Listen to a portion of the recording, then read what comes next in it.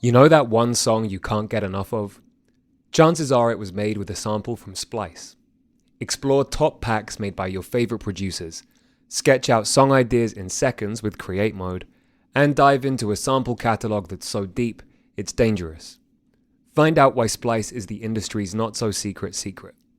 Visit splice.com and try for free today. Welcome to the Fader interview. I'm Alex Robert Ross, editorial director of The Fader. Tom and Ed Russell were already successful solo artists when they finally decided to spend a couple of weeks in a cottage making music together in 2015. With Tom's background in techno as Truss and Ed's in dubstep as Tesla, the Welsh brothers joined forces to release their first project as Overmono, the Arla 1 EP, in 2016 on their dream label, XL Recordings. For the past 7 years, Overmono have dropped EPs and singles, teasing diehards with what their inaugural full-length project might sound like, all the while collaborating with acts such as Joy Orbison and remixing the likes of Fortet.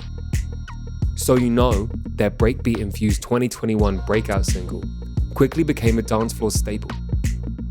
Now performing it at clubs and festival stages around the world, including both weekends at Coachella last month and upcoming appearances at Primavera Sound Barcelona and Madrid, they're ready to take the next step.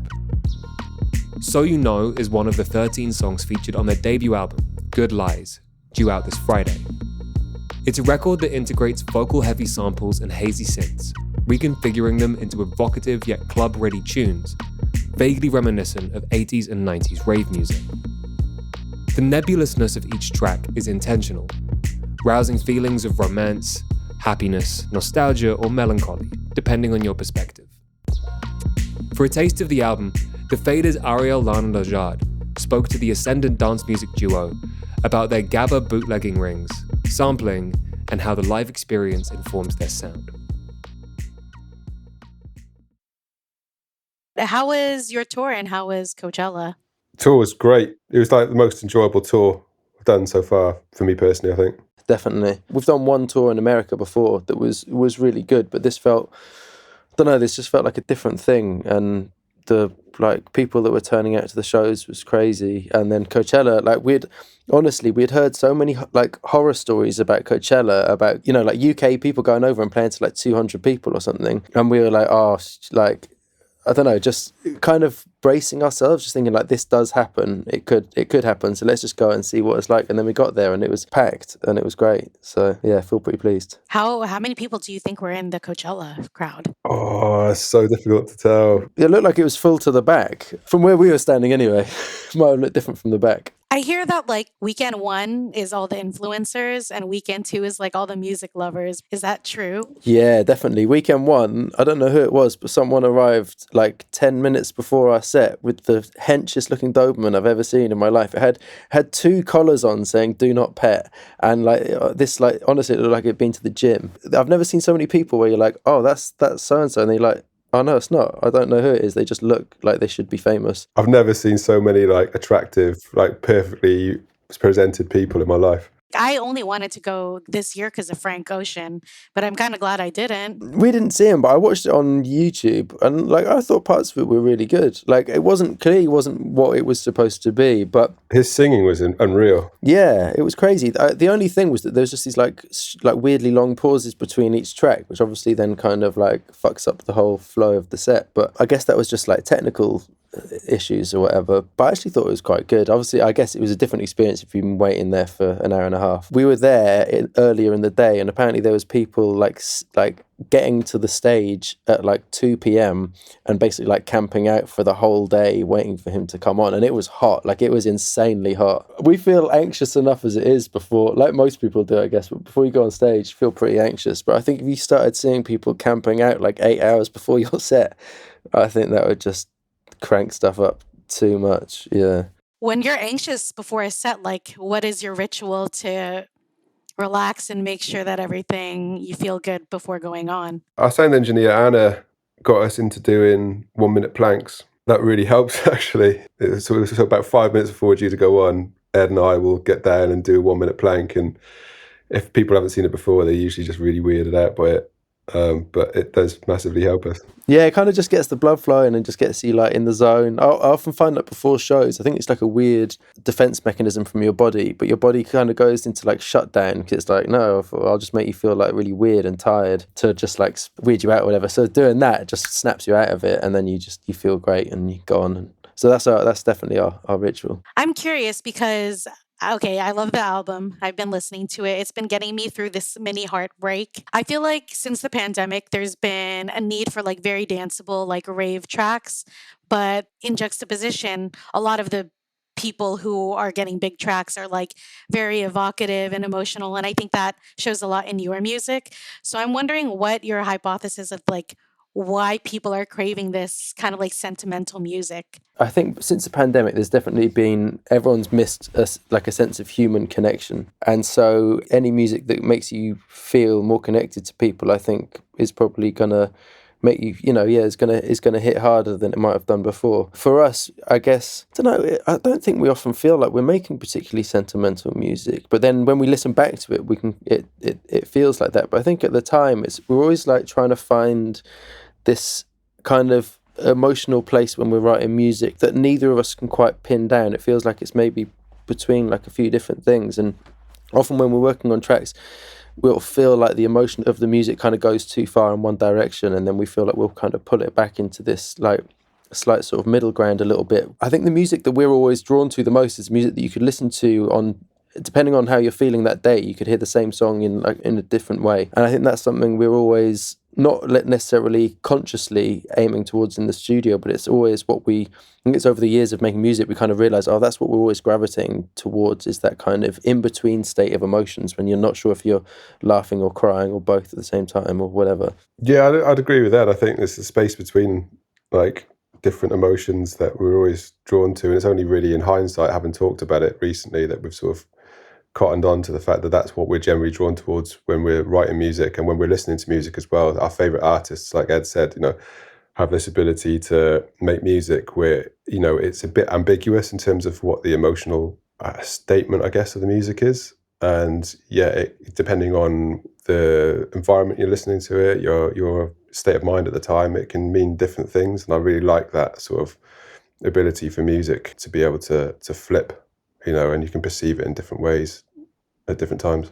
I'd also say there's definitely times where we do think like, we really want to push into that thing. Like with like Baby, for example, we had like the chords and everything written, and we were trying them on a bunch of different synths, and they were all like sounding good, but we couldn't like really feel like get the emotion out of it. And then we played it on this one like Japanese synth that we've got that just sounds like super, it kind of sounds like drunk and sad at the same time, and it's just got that like real like woozy bendiness to it. And as soon as we played that, we were like, that's it. And that we knew with that one we wanted to like really, like something you'd hear on a big sound system, and yeah, it'd be quite like powerful kind of emotion that it's getting across.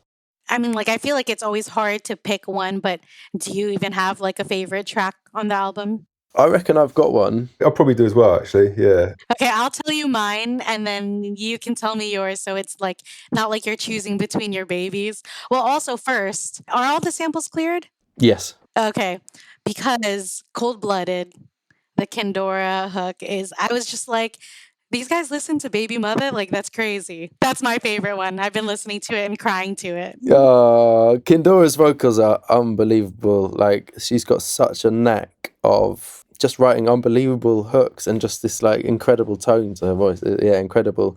For me, my favorite track is Arla Fern, largely because the bass line from it, Tom wrote about 10 years ago, and I've been telling him ever since that it's the best thing that he's ever written, and we finally put it in a tune. So I feel sort of vindicated that I've got that into something that we've done. And also, I just like Tom did the switch up at the end of it where it kind of changes tempo and goes into like a 170 melodic kind of bit. And Tom did that, and I remember when he sent it over to me, I was just like, oh man, this is great, I love this. And he sent it over to me as like its own individual tune, and I was like, I reckon this has just got to be the ending of Arla Fern, and just flip that round. I think for me, Good Lies is my favourite track. When Ed sent the demo over, so Ed has just unbelievable ability to spot a vocal sample in a way that I don't know many people that can do that. I certainly can't. And he sent over this demo, and instantly, one of those tracks he put on is just like, oh, that's killer, that's killer. And for me, it felt like the start of a new path that we could start exploring as Overmono. Like, it had this pop sensibility that we hadn't really explored before, but whilst also remaining within our sound world. It felt like one of our tracks, but much more accessible, maybe. I've always liked the idea of starting to make some music which could be appreciated by a wider circle of people than maybe the people that we've reached in the past. And I felt like this track in particular had all the ingredients of that type of track. And I felt like that was the first track that we had that I was just like, that's got to be a core part of the album.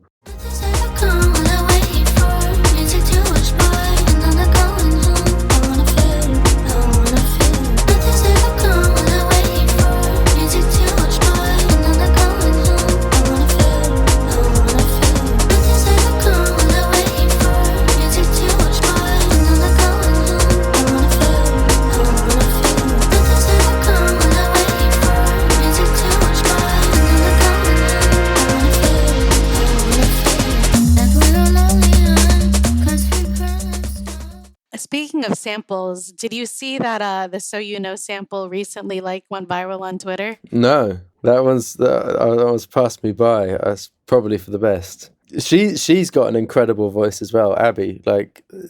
Yeah, she has a crazy voice. She sent us a voice note being like, oh, I'm the singer that you sampled for that thing. And I was sent back straight away being like, oh my God, I can hear it so much in your voice.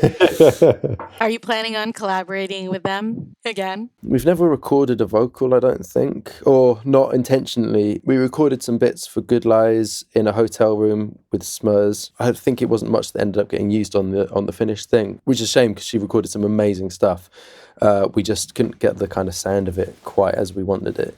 But we've never really recorded anyone before, and I think we're drawn really heavily to samples. There's a sort of audio, like a sonic quality to samples that is just, I don't know, something in it that we both just really into. It's kind of very difficult to get, I think, when you record a vocal. But I think with sampling as well, you're able to kind of reach in to other people's kind of, someone else might have expressed an emotion in a very confident manner, for example, that we wouldn't have felt as comfortable doing, but because they've already done that and you feel like you can sample it from them, it feels like you can kind of take a bit of that, and it's a really freeing feeling, I think. Just lyrics that maybe are really, really overt. Maybe you sampled a big pop ballad or something, but you think, oh, okay, well, can we recontextualize this in a way that feels true to us? And I think if we were recording a vocal for a track like that, we would go down a different route. I think it's definitely something we're going to explore at some point, but for the time being, I think sampling. When you're sampling something, you really approach it very differently from a mental point of view in terms of the way that you'll treat the vocal and chop it, process it and stuff, as opposed to if you just recorded a verse, written a verse and recorded it. I think with sampling, it's a little bit more, for us anyway, a little bit more carefree in the way that we approach it.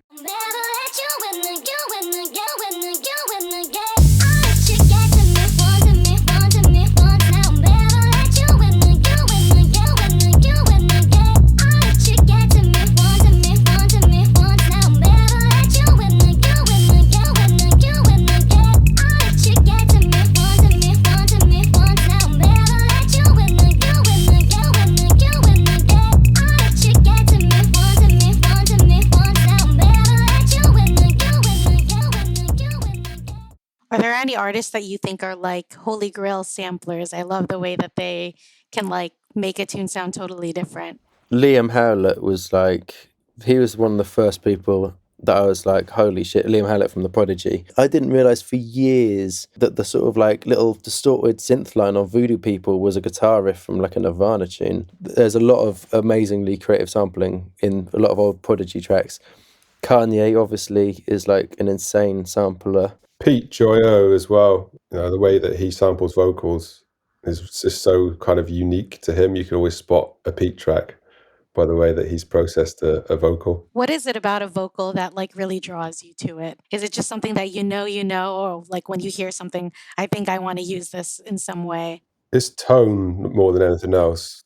Like, we're always attracted to the tone of the vocal. We both know it when we hear it. We're both on a very, very almost identical wavelength when it comes to like hunting for vocals, whether it's male, female, or whichever genre. We're always like pretty much always in agreement when it comes in and we hear that tone. I'm a bit of a sample nerd, so I'll kind of like go and find out like what samples we used on what tunes, and then when you listen to the original track and then it gets to the bit where it plays the sample and you're like, oh my god, it feels like it's just like jumped out of the speakers at me. It's like, it's so obvious. I feel like we get that quite a lot when we're like hunting for vocals or whatever. We'll suddenly be like, oh, that's it, that's the sample there, let's get that. And then, but it's kind of, we just spend a lot of like late nights trawling the internet looking for things that we want to sample, basically, which is like, honestly, it's one of the most enjoyable parts of making music, I think, just hanging out, listening to loads of tunes and then being, finding something that's just suddenly like, oh my god, yeah, that. And maybe we'd written a chord progression the day before or something, and you suddenly see sort of join the dots between it. How much time do you dedicate to like crate digging? I feel like you're touring, you make music when you're on the road. How do you balance all of this stuff? Constantly spinning plates, but like we're always making music. We're on the road now. We've learned to just have to make music on our laptops, but that's great now. We could be in hotel rooms, back of vans on the way to gigs, and then we're always making tunes. And if you don't feel like making a tune, then maybe just go on to Bandcamp and search for things. You can be really geo-specific on Bandcamp now about like a particular genre in a particular place. So you can search for what's going on in the lo-fi trap scene in Nottingham. Bandcamp will be like, oh well, here you go. Probably not very much, but like there's going to be a few artists, and it's quite interesting going on deep dives like that. Yeah, I like a lot of the album was written after shows in hotel rooms together, kind of like probably like lying on a bed together or whatever with a laptop and just like making tracks or coming up with ideas and that sort of thing. A lot of it was because before we had been really like sort of studio based. We're still like heavily studio based or whatever, but we spent a lot of time trying to figure out how we could bottle up the sort of sounds of our studio and kind of get it all into the laptop so we could just make music wherever we are. And so that was what we did a lot of last year. And it was great because we were in like loads of different places all the time. You just finished a show and then you're like, oh, we've got an idea for this, we'll go and do that. And then maybe the next day we'd like hire a studio. I heard I've been reading all your interviews and you've been talking about this album since like 2017.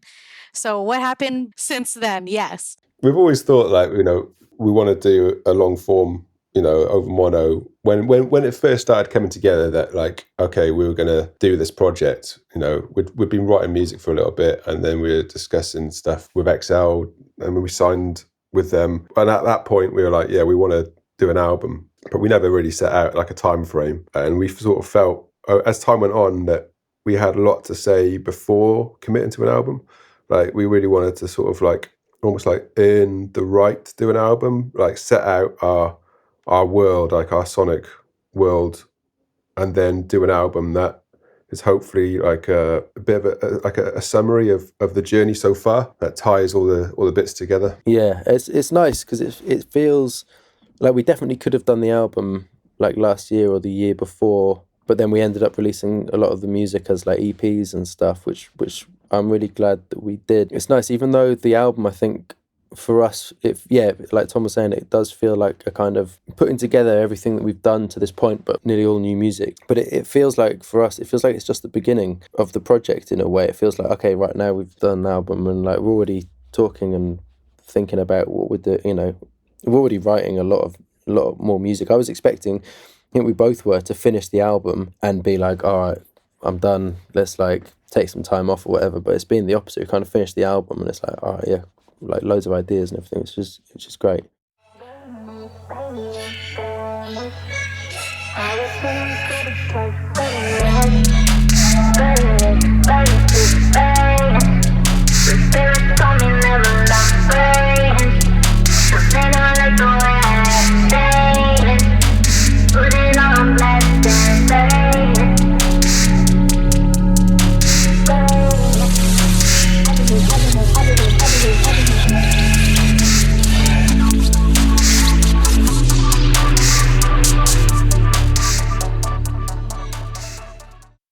Sometimes artists are like, I want listeners to hear it live, and that's how I want them to experience it. Some artists are like, listen to it while like walking and like looking at the skyline. Is there any way that you envision your fans to like consume the album to its best ability? In the car. I don't drive, so what do I do? Get an Uber. No. Maybe on transport in general, but like we always sort of test our stuff out in the car from not just from a mix down point of view, but like from just a vibe point of view. If it works in the car sonically and also making us feel like how we want it to make us feel, then we know the track's done. Yeah, if you're driving around like late at night and you've got it on and you're just like it's like a weird clarity that you get, and you kind of if it fits that mood, then you know that it's right, and if it doesn't, then you're like, it normally just gets scrapped, or we change it, but normally just ends up getting binned. But also from a mixdown point of view, like the car is invaluable. We went to an amazing studio with Joe Orbison, and the most expensive gear that any of us I think have ever made music on. And we wrote Blind Date, and we were all like, yeah, like it sounds great on these like 200 grand speakers, whatever, blah, blah, blah. And then mixed it down on this like insane SSL desk and everything. And then we got in the car. We were like, all right, let's go and test it out in Tom's car. We went and sat in the car and put it on, and within 10 seconds we all just looked around and we're like, no, it's not right. Well, I know your dad was like a French horn player, so you come from a musical family. But what exactly drew you to electronic music? I think for me it was just something I'd never heard before. It was so alien. I'd started listening to a bit of metal first of all when I was like, I don't know, 8, 9, 10, along with then a bit of hip hop, NWA and stuff like that. And that all was like really inspiring, and like, but it wasn't until I heard like some UK hardcore when I was about 11 or something, and I was just like, whoa, what is this? You know, it was like the repetitiveness of it, I'd never heard sounds like it, and the moment I heard then, like a year or two later, I heard like a gabber kick drum just going boom, boom, boom, boom, boom over and over again. It was like the most obnoxious thing I'd ever heard. And I was just like, I'm in love.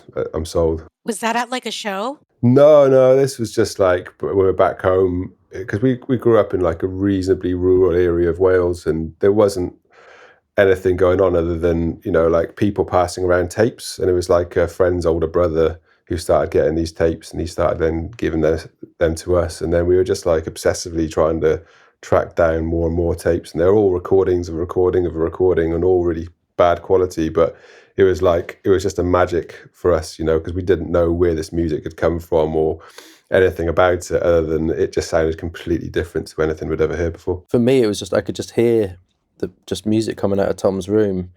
And it, like, the door would always be closed. I could always hear him like doing his weights, knocking about in the room, and then just hearing this like mad music just sort of like pounding out through the walls of our dad's house.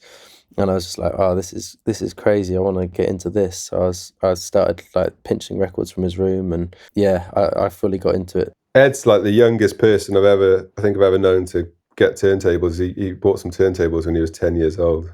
Actually, to get the money to buy the turntables, I'd gone into Tom's room and stolen a load of other stuff from his room. And I set up a market stall in a car park selling stuff. And then Tom came down and was like, oh, look, I'll show some support. He's like trying to earn some money. And he came down and was like, oh, you motherfucker, you've just nicked all my stuff from my room. It was like all these CDs and things. And so anyway, I did that, made enough money to buy some turntables, and then they didn't arrive. And I was like really gutted that they hadn't arrived. And so Tom called up the company that I bought them from, and he was like, look, he's 10. He's been sitting in all day waiting for these turntables to arrive. They haven't arrived. And they were like, oh, they're not going to be there for another few days. And Tom was like, well, can you like sort him out and can you upgrade him? And I think he managed to upgrade me from a Behringer mixer to a Newmark mixer. So I was pretty, I think it had gone from a 2-channel mixer to a 4-channel mixer. Not that it had anything to do with the other 2 channels, but I remember feeling pretty stoked. I had a 4-channel mixer and it just looked hench, and I had like some more effects on it. I was like, yeah, sick. Do you have other siblings? Yeah, we got a sister. Older or younger? She's in the middle. Are you close to her as well? Yeah, super close. Yeah, she came out to the New York show, actually. She was at Brooklyn Steel. She flew over just for it. It was really nice. She comes to like all of our shows, and yeah, even flew out to New York for that one. And yeah, she's great. Talking about live sets, I know something that brought you together was like the Surgeon and Ali Wade AV set at Cafe Auto. Describe what that experience was like. If I wanted to picture myself in that room, like why was it so formative for what you sought out to do with Overmono? I think in hindsight, we'd been feeling a little bit sort of penned in with our solo careers for a little while. And then we went to this gig and there was something about like this barrage of like noise and sonics that Surgeon's just really, really good at. And he was doing this like quite experimental thing. We both came out of there feeling like completely sort of cleansed, I guess. And they had this sort of clarity, and we were walking back to the car. And we were just like, why don't we hire a cottage and take a load of gear down there and spend a few days making music without any preconceptions about what type of music we want to make or what we want to do with it. Just go and have fun. And it was as simple as that, really. Yeah, it was kind of like a sort of sonic lobotomy. Just walking out, just feeling like really clear-headed, and like we never intended to do anything that was like, I guess, like musically representative of what like Tony had been playing or Ali Wade had been playing, but it was just a kind of, I don't know, that kind of moment of clarity that you get after things like that. It felt a bit like meditation or something, weirdly. Not that I've ever done meditation. It sounds like I know what I'm talking about, but it was a kind of like, oh yeah, let's go and just have some fun and see if we come up with anything. We've never written more music in such a short amount of time, I don't think, as we did during that trip. Did that set inform the way that you curate your live experience at all? No, I don't think so. It's quite different to what we do. That was like a seated, really enjoyable, just like wash of sort of sensory. Yeah, just bathing in this sound. Yeah, it was pretty intense in parts and like really amazing. It was like, yeah, you could just get fully immersed in it. And like Ed said, it was like some sort of like sonic lobotomy, but in a very positive sense. We both felt afterwards, like that there were so many more avenues that we could explore, and that we should just go and have fun making music, because it seemed like ages since we'd done that. We'd stepped in. It seemed like ages since we stepped into the studio and felt like there was this infinite world of possibilities. And that was something that was really excited us to explore that again. Like I said, without any preconceptions about, like, we'd never had any plans at that point to start a project. It was just literally just to have a few days writing music together, because we'd never really written music together before, weirdly, apart from like Christmas time at Mum's place and seeing who could come up with the tonkest kick drum or silliest bass line and stuff like that. It was just one of those things. We're just like, oh yeah, why is it taking us all this time to try and make some music together? What do you want people to like feel when they experience your live sets? It's sort of strangely something that I've never like thought about, but I guess the thing for us that is amazing doing the live show is the kind of like having that like shared experience, and I remember, like, for me, that's always the thing that I enjoy the most when you go and see something. It's just that collective thing in your crowd of loads of people, and everyone's experiencing the same feeling at the same time. So I guess what people are feeling is maybe not as important as just everyone feeling the same thing at the same time. I think that's a really amazing thing, and something that is like a massive motivation with doing the live show, is having that feeling. And for us, we feel like we're part of it as well when we're doing the show. That's really nice. Yeah, I feel like with a DJ set, you're playing off the room, right? It's about reading what people are wanting, but with a live set, you're setting the tone. Do you feel like pressure in that sense, or like that you have to be in a certain mindset to be able to like deliver this whole experience that everyone like should be consuming, or like want them to consume? I don't think we feel pressure so much as sort of, it's exciting to be able to present our music in the way that, sort of the ultimate way that we want it to be presented. We have absolute control over like the visual aspect and the lighting and the general tone and atmosphere of the room, as much as we can anyway, and then be able to present our music in a way that, as a collection of tracks on a loud sound system, in the way that we've always envisaged it to be played, if that makes sense.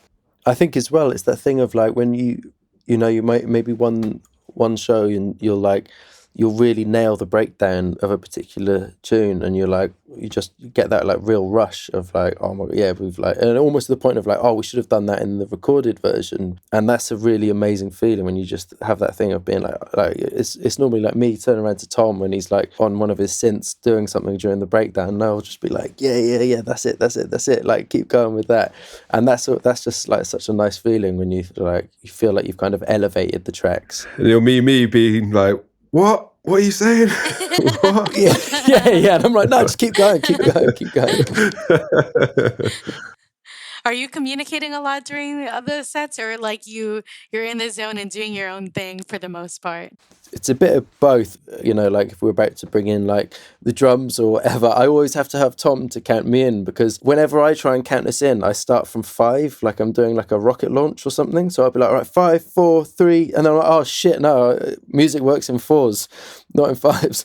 So I always Tom's always the one who has to be like, all right, 4, 3, 2, 1, and then we'll like come in with like the bass or whatever. So that I'm always turning around to Tom being like, right, can you count me in? Because I get so lost. It's so weird. In the studio, Ed has no problem with this sort of stuff, with like, like time signatures or whatever. But as soon as we get on stage, it goes out the window, and he's just completely lost. Well, there's not much left, but I actually am curious. We're talking about visuals. When did the Doberman aspect come into play? I think it was it 2019? 3 years ago?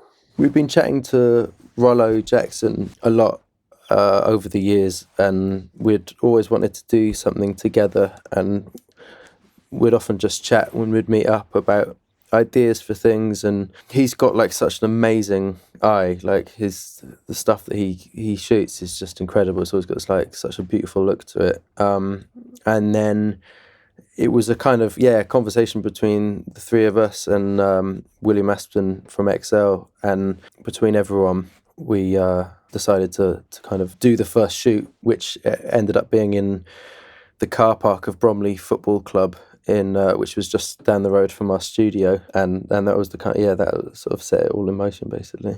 Yeah, I was reading that like you liked the ambiguity that the Dobermans gave to the project and how they're often stereotyped, and I'm wondering if you feel like there are any misconceptions about your project, or even like maybe about the dance music scene in general as it grows, because I know it's up 34% from last year of the growth of electronic music. I don't know if there's any misconceptions about our music necessarily, not that I'm aware of anyway, but maybe. I think the dogs, they've been misrepresented for a long time. We had a vet come up to us after a show in Manchester, a warehouse project, and she's just like, I just want to say thank you so much for just showing Dobermans in their natural form, because no one ever sees them like that. Like, we have people ask us all the time, like, oh, what the dogs are you in your videos?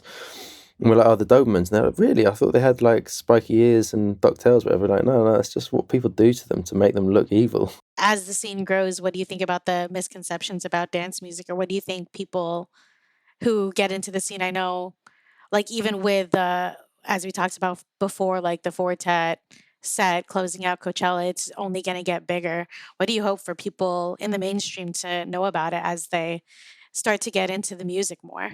I think it's just it's really nice to see that different forms of dance music are having a moment, or are seeping into the mainstream. I guess after EDM, people are maybe finding different things that they're now into, and I think it's just a generally exciting time for dance music. With like lots of different directions it could go in, and it'll be interesting to see over the next couple of years, how that pans out. I think it's quite different in the UK and the US. Like the UK never really had its like EDM moment. Like it was never like a massive thing here, as far as I'm aware. Like not to the level it was in the States. So I think in the States, having that, like have the sort of EDM bubble bursting, it's kind of, we're starting to see now where all of that like debris is landing, and it's nice that it's landing in, for what I can see anyway, areas where it feels like there's a bit more things coming through and getting having a spotlight shone on them that maybe come from a more like authentic place than a lot of the EDM stuff did. But at the same time, like, say what you like about the EDM guys, but those guys know how to mix down a tune. So you don't agree with the All My Homies Hate Skrillex documentary? It's a really good little video, that. But I mean, like, Skrillex is an insane producer, and so it would have been cool if dubstep could have carried on for a bit before it like mutated, because I think there was a lot of really interesting ground still left to be like explored before it just sort of exploded into what it became. But at the same time, I'd never like hold that against the producers that were pushing that side of things forward. I think it's kind of cool that like someone like Skrillex comes through and makes tunes that genuinely at the time didn't sound like anything else. I think like if you're doing stuff that doesn't sound like anything else, it doesn't matter what it is, and like respect to that. Well, I guess the last question I have about the album is like, this is your debut. What do you hope new people and fans learn about you through Good Lies? I hope it's a way of us reaching even more people. I always like the idea of trying to reach as many people as possible with the music that we make, and if we can have this as like a way of reaching a whole new audience, that'd be amazing, and it'd be an introduction to our sound. I think there's very few times as a like someone who makes music where it feels like you get a sort of fresh start in a way, and I feel like one of the kind of exciting things about more people discovering you is that, you know, the album will probably, to a lot of people, will be the first thing they've heard from us, and for me the album is the kind of most complete version of what we've been doing over the last few years. That's a really nice feeling, thinking, people are going to be, you know, we worked on the album for a long time. It's nice that is going to be a lot of people's first impressions of us, and that's, like we're saying, that's a big part of, I think, why it just feels like the beginning. I think the nice thing about doing stuff as Overmono is it always feels like getting in the studio now is always fresh and exciting. I always feel like we can just do pretty much whatever we want, and that's something that I feel really privileged to be in that position. You know, that's sort of what I always dreamt of having when I get in the studio, is having that freedom to explore whatever avenue I want.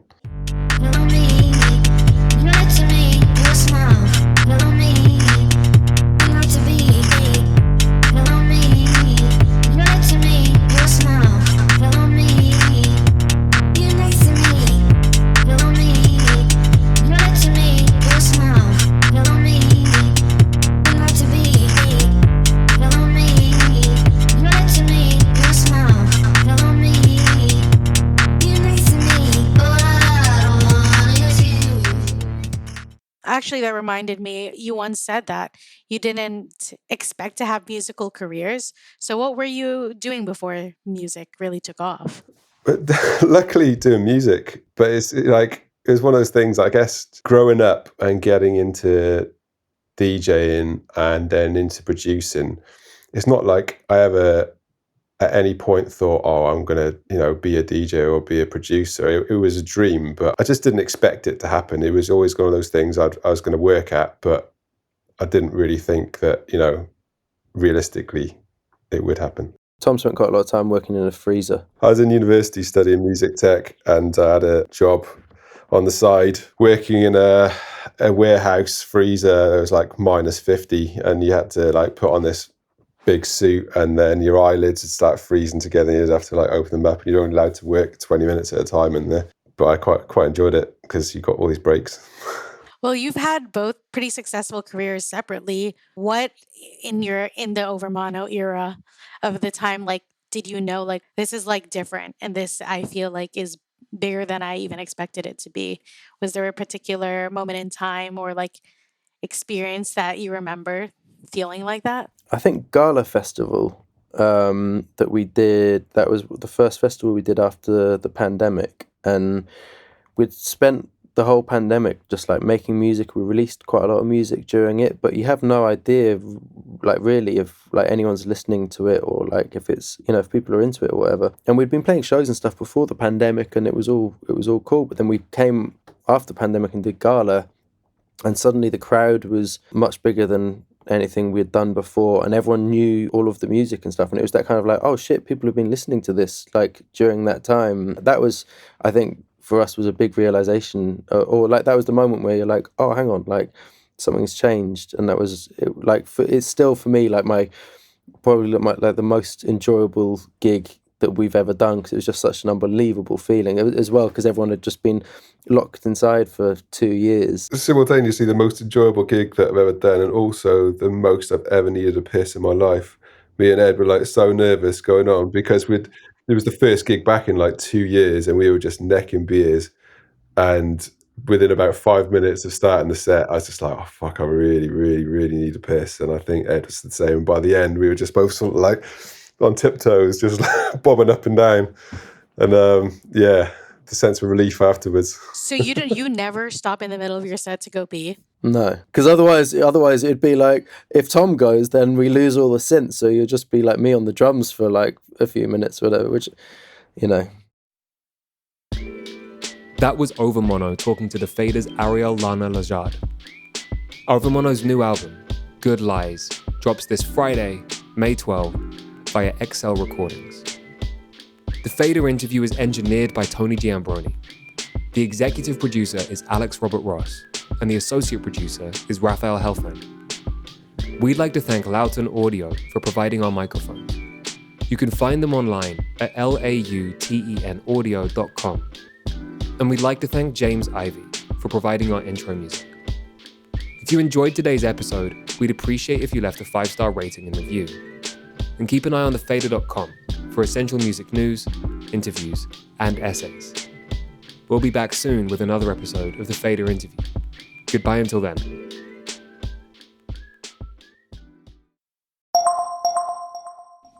You know that one song you can't get enough of? Chances are it was made with a sample from Splice. Explore top packs made by your favorite producers, sketch out song ideas in seconds with Create Mode, and dive into a sample catalog that's so deep, it's dangerous. Find out why Splice is the industry's not-so-secret secret. Visit splice.com and try for free today.